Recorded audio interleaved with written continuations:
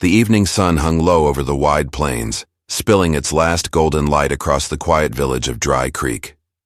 Dust swirled lazily in the wind, carrying the faint scent of horses, hay, and chimney smoke. The sound of a distant hammer echoed through the sleepy main street where a few townsfolk lingered outside the general store, talking low, eyes drifting toward the horizon. It was the kind of town where everyone knew everyone, where secrets had a way of sticking to the air like summer heat. Yet that night something was stirring, something that didn't fit in the usual rhythm of Dry Creek life. Up on the ridge overlooking the town, a lone rider moved against the dying sun. His hat brim cast a shadow over his face, and the long duster coat he wore flapped in the wind. The rider's name was Boone, a rancher known more for keeping to himself than mingling at the saloon or Sunday service. Folks respected him for his quiet strength, but they also whispered. They said there were things in his past that made him the way he was. Something about the war, something about loss. No one asked and Boone never told. He rode down the hill slow, the hooves of his bay mare crunching over gravel. The town looked the same as it always did. Lamps being lit in the windows, horses being tied for the night, and the faint laughter of children echoing between the wooden buildings. But Boone's eyes didn't wander toward the sound or the light. They stayed fixed on one place, the old mill house at the far end of the road. It stood half hidden by cottonwoods worn down by years of wind and weather, yet still sturdy in its bones. That was where she lived. Most in Dry Creek didn't know her story. Some said she was a widow from the borderlands.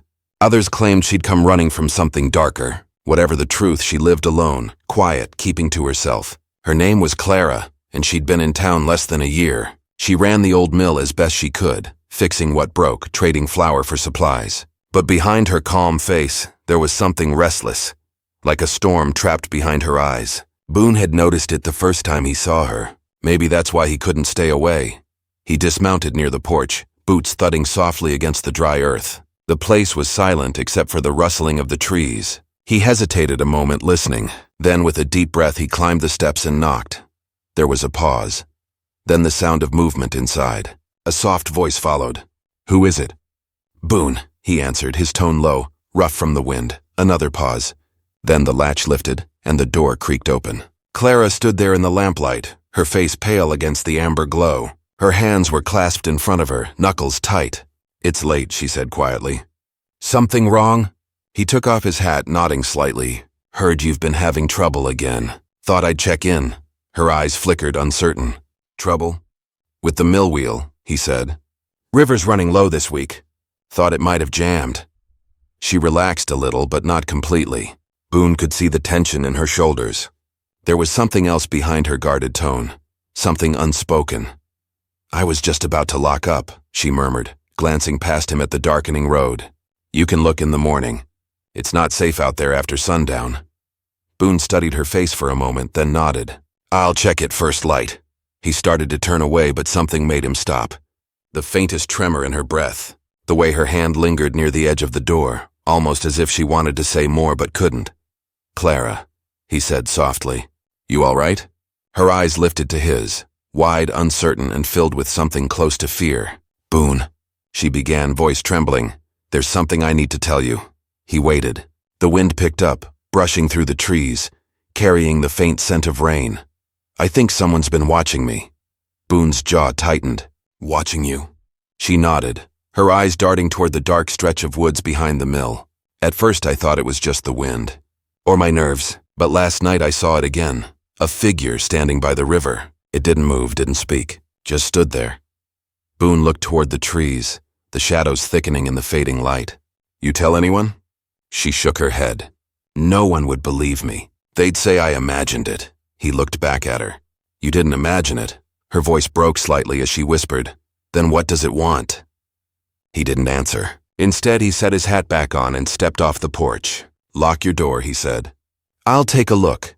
Before she could stop him, he was already walking toward the river. The sky had gone a deep indigo now, and the first stars had begun to show. The sound of the mill's wheel creaking echoed faintly through the quiet night. Boone moved slow, hand resting near the handle of his revolver. He'd spent enough nights alone on the range to know when something was wrong, and something was wrong tonight. The air felt too still, the kind of stillness that comes before a storm or a gunfight. When he reached the water's edge, he crouched low, eyes sweeping the tree line. There were fresh prints in the mud, too large to be Clara's, too deep to belong to a passing traveler. Someone had been there recently. He followed them a few yards, then stopped. The tracks vanished near a cluster of rocks, swallowed by the darkness. He listened. Nothing. Just the faint hum of the river and the whisper of leaves. He turned to head back, but a sound behind him made him freeze. A snap, sharp and close. He spun, revolver drawn, eyes narrowing into the shadows. "Who's there?" he called, no answer. Just the soft rustle of branches. Then movement. A shape slipping through the darkness. Boone raised his gun, heart pounding. Back at the house, Clara stood by the window, clutching the edge of the curtain. Her breath came quick and shallow as she peered out into the night. She could just barely see the outline of Boone near the river, the glint of his gun under the moonlight. Then something shifted in the reflection behind her, something that didn't belong. She turned sharply, her voice trembling. "Please," she whispered, her back pressing against the wall. "Don't take it off." But it was too late. The figure in the room stepped forward, the dim lamplight catching the edge of a mask. Rough leather, weathered, almost human but not quite. Outside, Boone heard her cry out. He ran for the house, boots pounding the dirt, gun ready. He burst through the door, scanning the room. Clara stood frozen, her eyes wide with terror, the lamplight flickering wildly. The air felt cold, heavy, wrong. "Clara!" he called. Her voice was barely a whisper. He was here. Boone took a step closer, scanning the room, every muscle tense. "Who?" She lifted a trembling hand toward the darkened corner near the stairs. "He was right there." But when I turned, Boone followed her gaze. The corner was empty, only shadows. Still, he felt it. The same stillness from the river. The sense that someone, or something, was watching them both. Clara's voice broke the silence again. Softer this time. "He said if I ever told anyone, he'd come back." Boone lowered his gun slightly, the weight of her words sinking in. "You're not alone now," he said quietly. But as he turned to check the door, his eyes caught something that made him stop cold. There, hanging on the coat hook by the entry, was a single item that hadn't been there before. A piece of leather, rough and shaped like a mask. Boone stared at it, the air thickening between them. The lamp flickered once, then went out, plunging the room into darkness. And in that darkness a sound rose from the corner, slow, deliberate, and close. Boone's breath caught. His finger brushed the trigger. Then he froze. The air inside the old mill house turned thick, every breath heavy with dread. Boone didn't move at first. His eyes tried to pierce the dark, his ears straining for the slightest sound. But the only thing he heard was Clara's uneven breathing behind him, and the faint creak of the wooden floor. The lamp had gone out, though the faint glow from the moon outside spilled through the window in silvery threads, just enough to cast long, eerie shadows on the walls. Boone's hand gripped the revolver tighter. He could feel Clara's fear like a pulse running through the room. Then, slowly, the sound came again, a faint scrape like a boot sliding across the floorboards. Boone turned sharply toward the sound. "Show yourself," he said, voice steady but low. The silence that followed felt endless. Then a soft thud echoed from upstairs. Clara gasped and pressed her hand over her mouth. Boone motioned for her to stay behind him and started toward the staircase. Each step groaned beneath his boots, the sound echoing up into the stillness. When he reached the landing, the hall stretched before him, dim and narrow. A cool draft whispered through a half-open door at the end. Boone moved closer, his heart pounding in time with his footsteps. He pushed the door open with the barrel of his gun and found nothing, just an empty room, moonlight falling across old furniture covered in dust sheets. But something wasn't right. He could smell it. That faint, musky scent, like worn leather and smoke, the same smell that lingered on the mask downstairs. He stepped into the room, searching the corners. Then, from behind him, Clara's voice trembled through the quiet. "Boone. He's gone." Boone turned back toward the stairs. "What do you mean, gone?" "The mask," she whispered. "It's not there anymore." He hurried down the steps, the boards rattling beneath him. Sure enough, the hook by the door was empty. Boone scanned the room again, every nerve alive. The front door was still locked, the windows shut tight. There was no way someone could have slipped past them, and yet something had. Clara stood near the window, pale and shaking. "I told you," she said softly. "He comes and goes as he pleases." Boone holstered his gun but didn't take his eyes off the room. "Who is he?" Her lips parted, but she didn't answer right away. "I don't know his name," she said finally. "I only know he wears that mask." The first time I saw him was 2 months after I came here. I thought it was a dream at first. I woke up to the sound of someone walking outside. When I looked through the window, he was standing by the river, watching. Boone studied her face. She wasn't lying. Her fear was too real. You said he warned you not to tell anyone, she nodded. He left a note once. Just one sentence. What did it say? Don't take it off. Boone frowned. Don't take what off? Clara shook her head. I don't know. I thought maybe he meant the mask. His mask. Or maybe something else. But it doesn't matter. He always comes back when I try to forget. Outside, thunder rolled far away, low and deep, like the growl of something waking. The night air pressed close against the windows, thick with the smell of dust and rain. Boone lit the lamp again and checked the door once more. It was still bolted from the inside. He turned back to Clara. You're staying here alone tonight? I always do, she said quietly. Not tonight, he replied. You can't stay here alone, not with that thing hanging around. I'll stay by the fire till morning. Then I'll take a look around the river and see what I can find. Clara didn't argue. She only nodded and went to sit near the hearth. The small flame Boone lit threw long, dancing shadows against the walls. For a while, neither of them spoke. The quiet settled heavy between them. The kind of quiet that comes when fear leaves no room for words. Boone finally broke it. You said you came here last spring. Where from? She hesitated, staring into the fire. South, near the border. Running from someone? Her eyes lifted slowly to meet his. Something. Boone waited, but she didn't explain further. Instead, she turned her gaze back to the flames. I thought I could start over here. This place was supposed to be safe. It reminded me of my husband's hometown. You were married? Yes, she said softly. He was a ranch hand like you. Good man, worked hard. But things went bad down there, it's real bad. There were raids, fights over land, men taking what wasn't theirs. One night they came for him. They thought he was hiding something valuable. I never found out who sent them. Boone's jaw tightened. He'd seen his share of such cruelty before. I'm sorry, he said quietly. Clara nodded, her voice distant. After that I just left. Came north till I couldn't ride any farther. Ended up here. The fire crackled softly. Outside rain began to fall, light at first, then heavier, tapping against the windows. Boone leaned back in the chair, thinking. The mask, the tracks by the river, the fear in Clara's eyes. None of it sat right. Whoever this masked figure was, he wasn't just a drifter or a thief. There was something deliberate about it. Something personal. Did you ever see his face? Boone asked after a while. She shook her head. Never. But once when he turned toward the light, I saw his hands. They looked burned. It's like the skin had been torn. Boone stared into the fire, saying nothing. She went on, her voice trembling slightly. Sometimes I hear him whispering outside the window.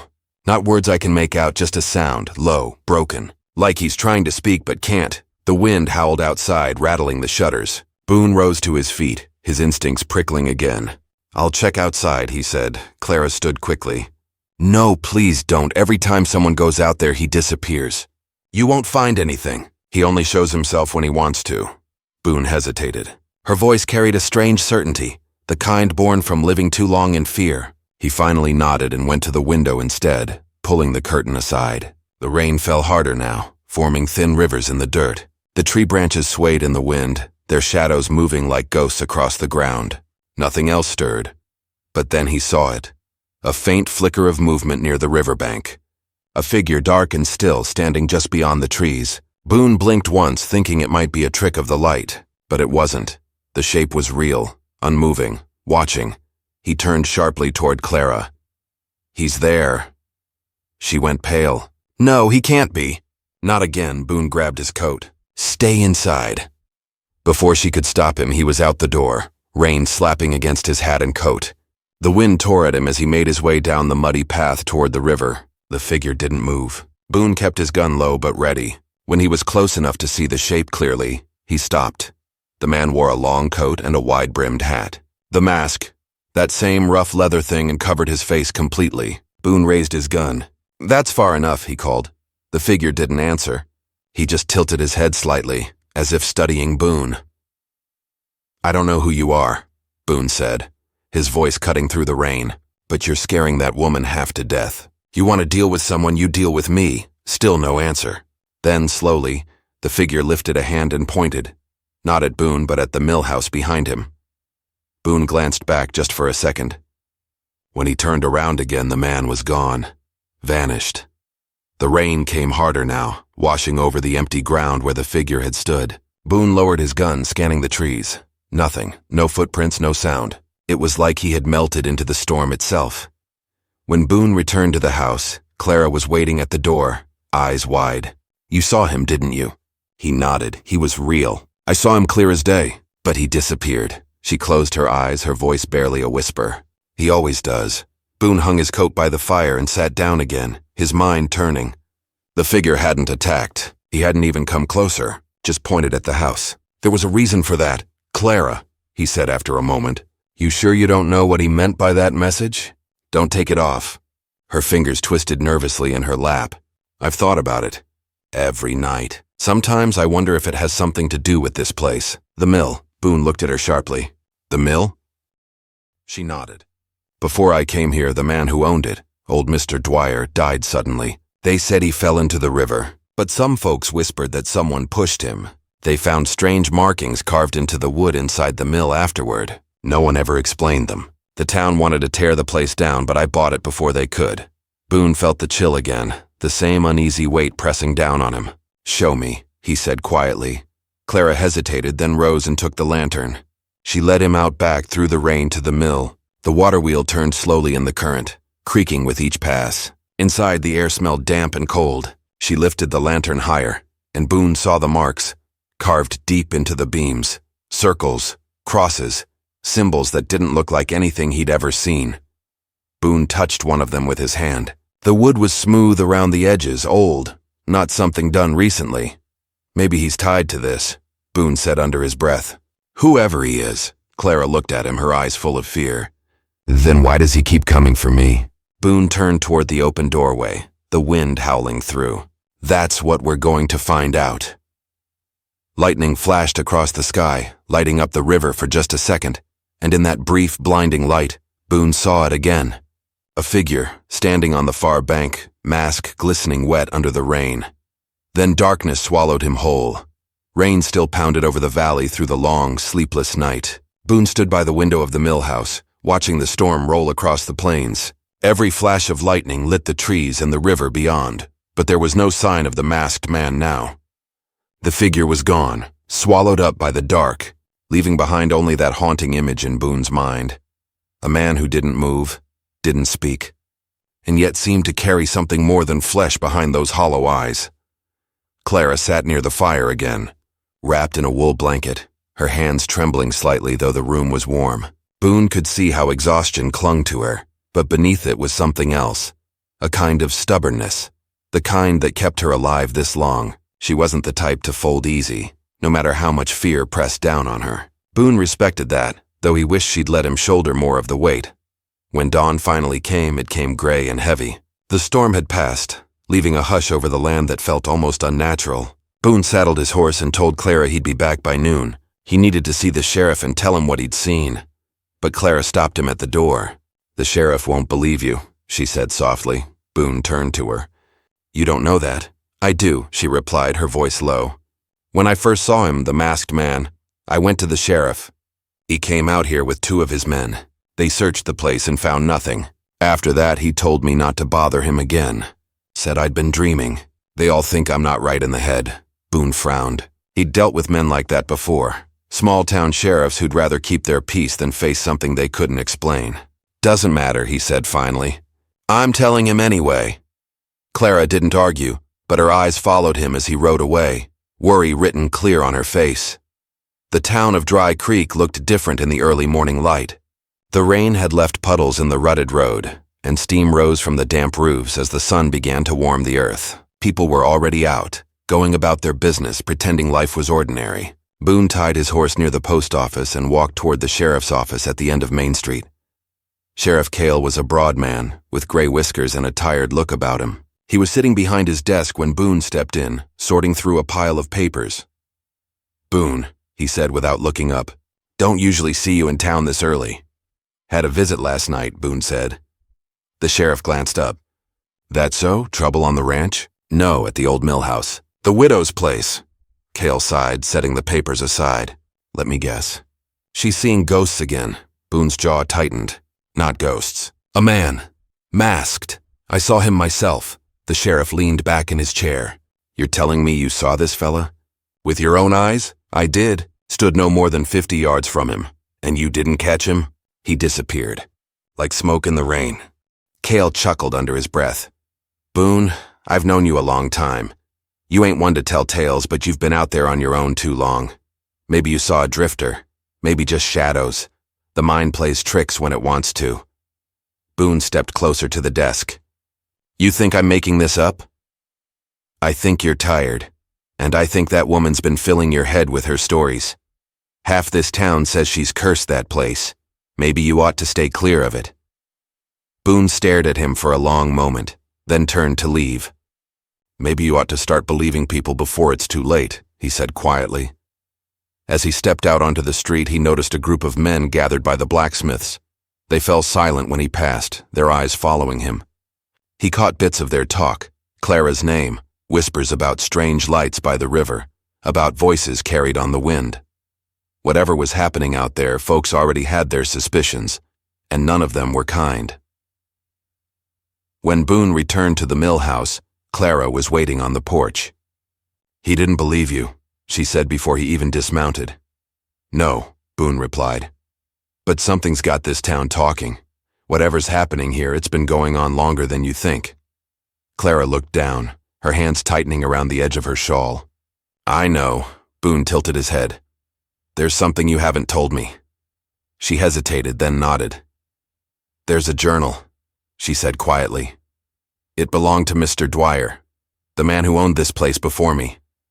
I found it in a chest in the loft when I moved in. Most of it's ruined, but the last few pages are still legible. He wrote about the same thing, the man with the mask. Boone followed her inside. She went to a small wooden chest near the fireplace and pulled out an old, water-stained book. The pages were yellowed and brittle, the ink faded but still readable in parts. Boone flipped through until he reached the end. The final entry was dated a few days before Dwyer's death. The man by the river comes again. He does not speak, but I feel his presence even when I sleep. The marks in the mill have begun to glow faintly at night, though there is no light to feed them. He warned me once, do not take it off. And now I begin to understand. The mask is not to hide, but to keep something in. Boone read the lines twice before looking up at Clara. To keep something in? She nodded. That's what I don't understand. What could that mean? Boone closed the journal slowly. Maybe that mask isn't just for hiding. Maybe it's part of whatever's haunting this place. They spent the rest of the morning inspecting the mill again. Boone studied every beam and marking, trying to find some clue. Around midday, he noticed something odd. A set of fresh footprints leading from the back door of the mill toward the river. He crouched down and pressed his hand against one of the prints. Still damp. Someone had been there only hours before. He followed the trail until it disappeared into the thick brush near the riverbank. There, caught in the reeds, he found something small and rusted. A button. Old, but not ancient. It looked like something from a military coat. Boone pocketed it and made his way back to the house. Clara was waiting by the doorway, her face pale. Did you find anything? He showed her the button. She took it gingerly, studying it. My husband wore something like this, she whispered, from his cavalry days. But that was years ago. Before the raid. Boone finished the thought for her silently. That night, neither of them slept much. Boone kept a lantern burning low and his gun close. Every creak of the house, every groan of the wind sounded like footsteps. Sometime after midnight, Clara stirred suddenly. Boone, she whispered. Listen. He did, and heard it too. A faint hum, almost like someone whispering from far away. It came from beneath the floorboards. Boone got up and knelt by the hearth, pressing his ear to the wooden planks. The sound grew louder, a murmur, rhythmic, strange. He pried up one of the boards with his knife, revealing a small crawl space beneath. The air that rose from it was cold and musty. He held the lantern close and saw something glinting in the dirt, a small iron box. Boone reached down and pulled it out. The box was locked with a rusted clasp. Clara knelt beside him, her eyes wide. "That wasn't there before," she whispered. Boone forced the lock open with the butt of his knife. Inside were old letters, folded neatly in something else, a strip of leather, dark and cracked, shaped like part of a mask. Clara covered her mouth, trembling. "That's his," she whispered. "That's the same mask." Boone lifted it carefully. The leather felt strange, warm, almost like skin. A faint smell of smoke clung to it. He set it down and unfolded one of the letters. "To whoever finds this, I cannot destroy it. The mask binds what was taken, and to remove it is to set him free. He walks the river now, searching for what was lost. I fear I am next."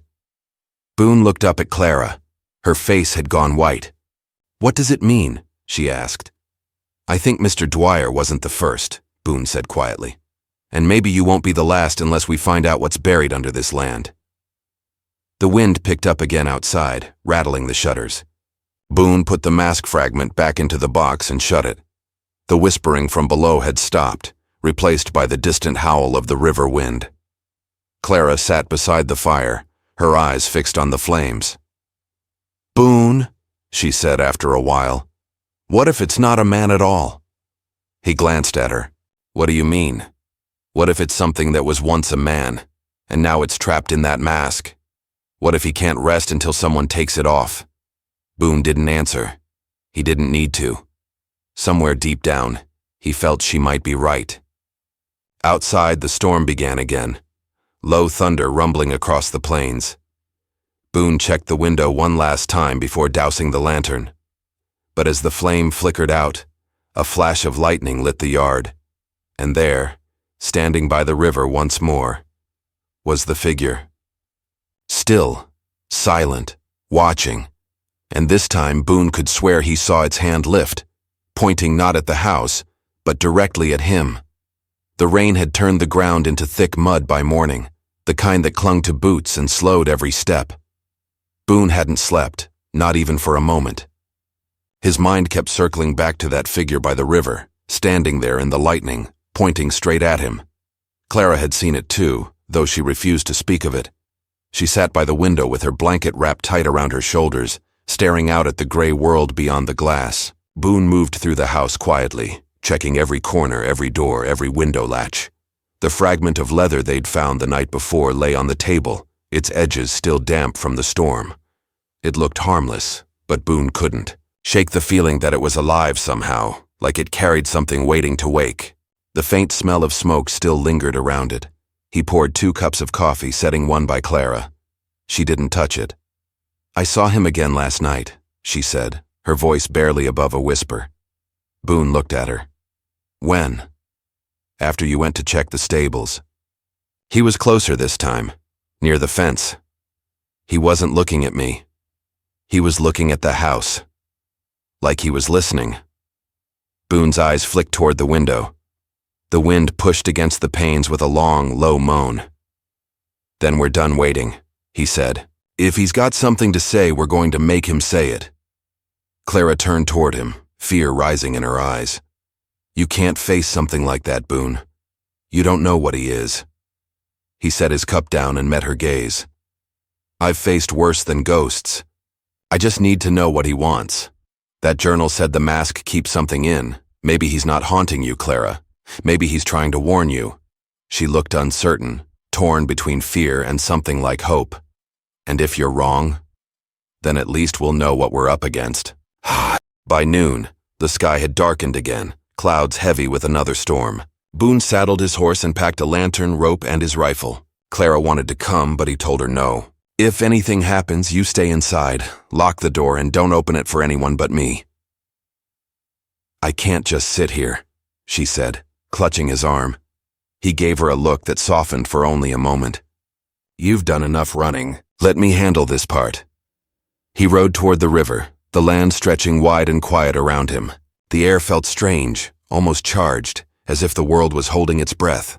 When he reached the far bank where the figure had stood, Boone dismounted and tied his horse to a tree. The river was low from the heat of summer, and the stones at the edge were slick with moss. He scanned the ground, and there, half hidden in the mud, he found more footprints. They led into the woods deeper than before. Boone followed, rifle ready, eyes sharp. The trees closed in around him, their branches dripping with rainwater. It was quiet, too quiet. Even the birds had gone silent. Then he saw it, a small clearing ahead. In the center stood an old wooden cross, leaning slightly, the wood dark and warped with age. Boone approached carefully. At the base of the cross, he saw something glinting faintly in the mud. He knelt and brushed away the dirt, revealing a rusted badge, an old military insignia. It matched the button he'd found before. His chest tightened. The masked man. Could it have been one of Clara's husband's men? Someone left behind after the fighting? Thunder cracked overhead, and Boone turned sharply toward the trees. A figure stood there, half hidden by shadow. Boone lifted his rifle. "Show yourself." The figure didn't move. It was tall, broad-shouldered, still wearing that same leather mask. Boone took a step closer, keeping the rifle steady. "What do you want?" he called.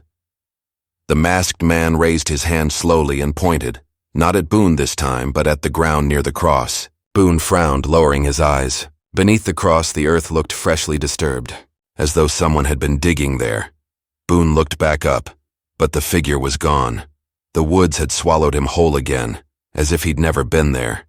Boone's pulse thudded hard in his chest. He knelt by the cross, pushing away the loose dirt with his hands. It didn't take long before he hit something solid, a wooden box, half-rotted from years underground. He pulled it free and pried it open with his knife.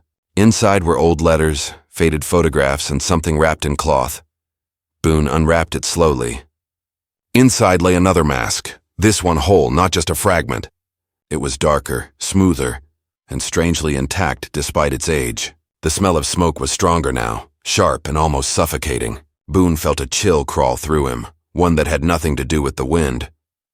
He closed the box and stood, scanning the trees again. "If you're trying to tell me something," he said quietly, "I'm listening." The forest answered with silence. He carried the box back to the mill house, his horse moving nervously beneath him as if it too felt something was wrong. When Boone reached the porch, Clara rushed out to meet him. "You found something," she said, her eyes darting to the box. "I did, buried near an old cross down by the river." "Another mask." Clara stepped back, shaking her head. "You shouldn't have brought it here." Boone set the box on the table. "We need to understand what this is, Clara. Whatever's happening started a long time ago." She stared at the mask as if afraid it might move. "That cross," she whispered. "There was a grave there once. My husband used to talk about it. A man from his unit went missing after the fighting. They said he was burned in a barn fire, but they never found the body." Boone looked at her sharply. "And he wore one of these?" She nodded slowly. "They all did. It was part of their gear, something they used to keep the dust and smoke out when they burned fields. But after the fire, one of them started wearing it all the time. They said he'd been burned so bad he couldn't take it off." The words hung heavy in the room. Boone stared at the mask again, feeling that familiar pull of dread. "Then it's him," he said finally. "The one that never made it out." Outside, thunder cracked again. The wind howled through the cracks in the window, making the flames in the fireplace dance wildly. The room seemed to darken, though the fire burned strong. Then came the sound, faint, dragging footsteps outside the door. Clara froze. "Boone!" He motioned for her to stay back and reached for his rifle. The steps came closer, slow and deliberate, stopping just outside. Then came the knock, 3 sharp raps that echoed through the house. Boone's heart pounded in his chest. "Who's there?" No answer. Only the wind pressing against the door. He stepped closer, rifle ready, and pulled the latch.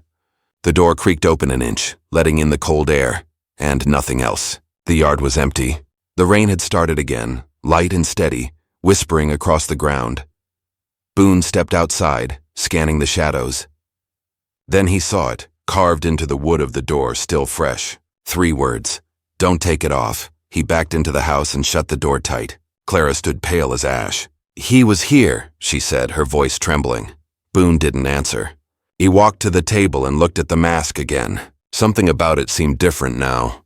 The surface wasn't smooth anymore. It seemed to pulse faintly, as though something moved just beneath the leather. Clara covered her mouth. "It's waking," she whispered. Boone grabbed a blanket and threw it over the mask, but that strange humming sound rose again from beneath the floorboards, low and steady. The lantern flickered. "This isn't right," Boone muttered. "We need to burn it." Clara shook her head violently. "No. The last man who tried to destroy it, the one before me, he died in the river. That's what the old folks said. The mill's cursed because of it. If we burn it, whatever's trapped in there will be set free. Then what do we do?" Before she could answer, the door slammed open with a crash, the wind howling through. The lantern went out, plunging them into darkness. Boone grabbed his rifle and turned toward the sound of footsteps entering the room, slow, heavy, and soaked with rain. Lightning flashed, and in that brief burst of light, Boone saw him. The masked man stood in the doorway, water dripping from his coat, the hollow eye holes of the mask fixed straight on him. Boone raised his gun. "Stay where you are!" The figure didn't move. Another flash of lightning revealed something clutched in his hand, a piece of torn fabric soaked in blood. Boone stepped forward, finger tightening on the trigger. Then the man lifted his other hand and pointed again. Not at Boone, not at Clara, but at the table. At the covered mask, the humming grew louder. The walls seemed to vibrate with it. "Boone," Clara whispered, backing away. "He doesn't want to hurt us. He wants the mask." Boone looked from her to the figure, torn. "And what happens if we give it to him?" She shook her head. "I don't know." The man stepped closer, slow and sure. Boone could hear his now, ragged, uneven, like wind through broken reeds. The closer he came, the stronger that strange hum grew, until it felt like the whole house was shaking. Boone held his ground. The man stopped just a few feet away. His voice, when it came, was nothing more than a rasp like fire crackling through ashes. "Take it. Back." Boone froze. Then the mask on the table began to move on its own, sliding toward the edge, the blanket falling away. The man reached out a hand for it. Clara screamed. Boone fired, one shot then another. The bullets tore through the air, but the man didn't fall. He staggered once, then straightened again, still reaching. The mask rose from the table, suspended in the air between them. The hum became a roar. The wind blew the door open wide, and the fire in the hearth went out. And as the lightning flashed again, Boone saw the man take one slow step forward, his burned hands trembling as the mask drifted toward him. Then everything went black. When Boone came to, the world was still and gray. The rain had stopped, and the air felt heavy, as if the storm had wrung the land dry of all sound. His head ached, and for a moment he couldn't remember where he was. Then it came back, the lightning, the man, the mask. He sat up slowly, the boards beneath him cold and damp. The fire was out. Smoke hung faintly in the air, mixed with the smell of wet wood. The table where the mask had been was empty. The blanket lay crumpled on the floor, and the box was overturned. Boone's rifle lay a few feet away, the barrel bent from the fall. He looked around for Clara. "Clara?" No answer. His voice echoed weakly through the house. He pushed himself to his feet, his knees unsteady, and started searching the rooms. Her shawl was still on the chair by the window. Her coffee cup still sat untouched on the table, but she was gone. Boone stepped to the open door. Outside, the world was washed clean, the sky breaking open with streaks of pale sunlight. He saw footprints in the mud, 2 sets, one heavy, dragging, the other lighter, smaller. They led down the slope toward the river. He followed them. The path was slick, and the river ran dark and swollen from the night's rain. He could see where the footprints stopped near the bank, beside that same leaning cross. The ground there had been disturbed again, the dirt fresh and loose. Boone crouched down, running his hand over it. Something had been buried, and something else had been dug up. For a long moment he stood there staring at the water. It moved slow and quiet, carrying bits of broken branches and leaves from the storm. Then he saw her. Clara standing on the other side of the river, her dress torn, her hair loose around her shoulders. She looked pale but calm, almost peaceful. Boone called out, "Clara, are you hurt?" She didn't answer. She just shook her head slowly. "Come back across," he said, taking a step toward the edge. She raised her hand, motioning for him to stop. "It's done," she said softly. Her voice carried easily over the water, steady and strange. "He's gone," Boone frowned. "What do you mean, gone?" She looked toward the trees behind her. "He just stopped. After he took the mask, he looked at me like he knew me, like he remembered what happened that night. Then he walked into the water, her eyes filled with tears. He didn't sink, Boone. He just kept walking, and then the river swallowed him." Boone stood there, not knowing what to say. The sun broke fully through the clouds then, and the light touched the water in a way that made it shimmer like glass. Clara took a deep breath. "He was one of them," she said. "The last one. My husband wasn't the only one who died in that fire. They made him wear that mask when the flames got too close, but he couldn't take it off. It burned into him and he became something else. He must have been waiting all this time for someone to bring it back." Boone crossed the river slowly, the cold water biting at his legs. When he reached her, he saw how tired she looked, like the fight had drained everything out of her. She turned toward the woods again, watching the spot where the figure had vanished. Boone placed a hand on her shoulder. "It's over now," she nodded faintly. "Maybe. But sometimes things like that don't ever really end." He didn't argue. Together they walked back to the mill house. The wind had settled and the smell of rain lingered. The fields beyond were still, the grass shining under the weak sun. Boone stopped by the porch, looking out over the land. It looked different now, quieter somehow, like the storm had taken something with it when it left. Inside, Clara gathered what little she had left. The mill, the house, all of it held too many memories. She said she couldn't stay, and Boone didn't try to change her mind. By nightfall, she had packed a single trunk and stood by the wagon, ready to leave. Boone helped her up and handed her the reins. "Where will you go?" he asked. She looked toward the horizon where the sun was sinking behind the hills. "Maybe east. Maybe somewhere they don't talk about ghosts and burned men and cursed mills." He nodded. "If you find a place like that, write and tell me." She smiled faintly, the first real smile he'd seen in days. "If I do, I'll send word." The wagon rolled away slowly, the sound of the wheels fading down the dirt road until there was nothing but the wind again. Boone watched until she was gone, then turned back toward the river. He couldn't stop thinking about the mask, the way it had moved, the way the man's voice had sounded when he spoke. Take it back. The cross by the river still leaned the same way, the soil around it freshly turned. Boone knelt there one last time. Something in him said the ground was at peace now. Whatever had been trapped by war, by guilt, by whatever that mask had carried, was finally still. He placed the bent rifle shell beside the cross as a kind of offering, a marker that the fight was done.